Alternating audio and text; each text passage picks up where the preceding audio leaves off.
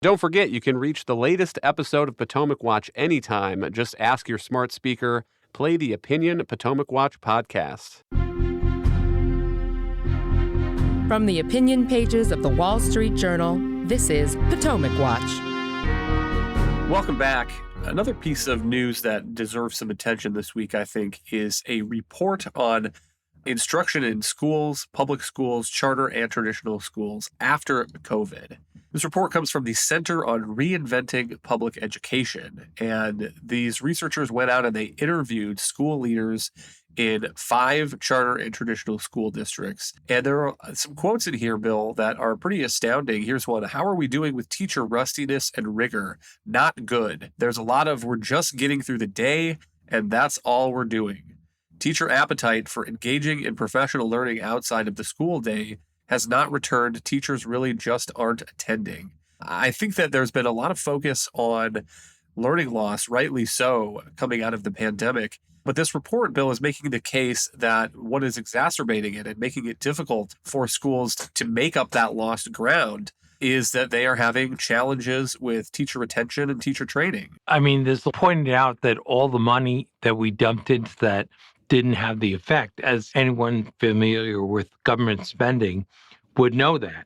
So I think in the broad picture of it, looking at all these very real problems that were identified just contributes to the sense that people have that the public school system is not nimble enough, not adept enough to do the job. People are increasingly looking outside the public school monopoly for a solution, creative and effective solutions. And that's why you have now 8 states that have universal school choice when there was 0 2 years ago. Monet, what do you make of this? I mean, there has been a lot of big promises, I think, from public schools, teachers' unions, about the creative and ambitious things that they were going to do to make up for the fact that so many schools were shut down for so long during COVID.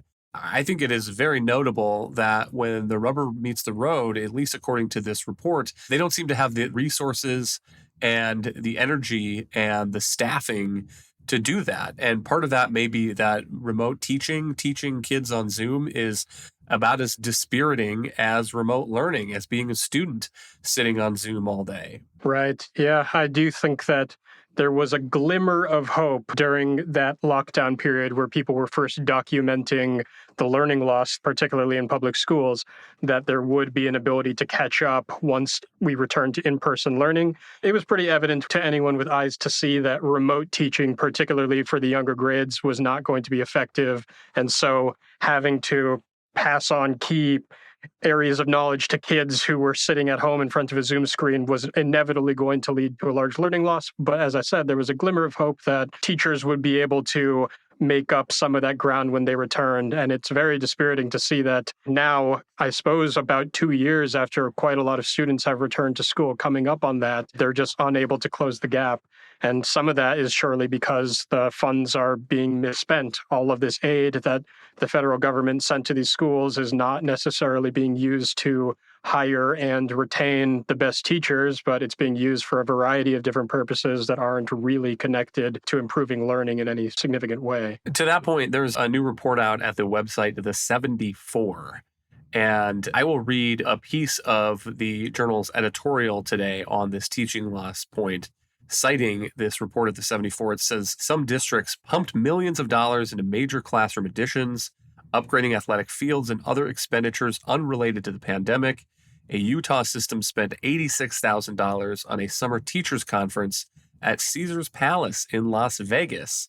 Other districts used COVID funds for regular expenses, and one made a payment on a state loan. And Bill, remember, this is billions and billions of dollars of federal money that was allocated in order to make schools safe, put COVID safety measures in place, and then to help teachers and students make up the ground that they had lost. And I think it's pretty astounding that that money is being spent on, if this report is right, everything from athletic fields to conference in Caesars Palace. Yeah, I mean, it's astounding, but not surprising. We threw a lot of money at it, thought that would make the difference, and it didn't. And Part of the reason is we're throwing at the same existing system that is not accountable to students or their parents. It's beholden to teachers and their own staff.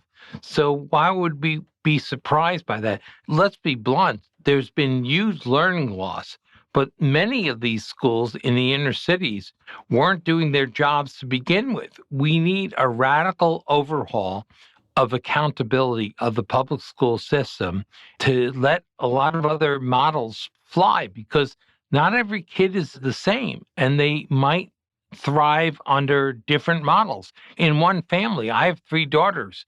They all respond to different incentives, the best learning for them. And we adapted as best we could, but we're throwing all these people in the same one size fits all. And then we're surprised, we're shocked, it's not working.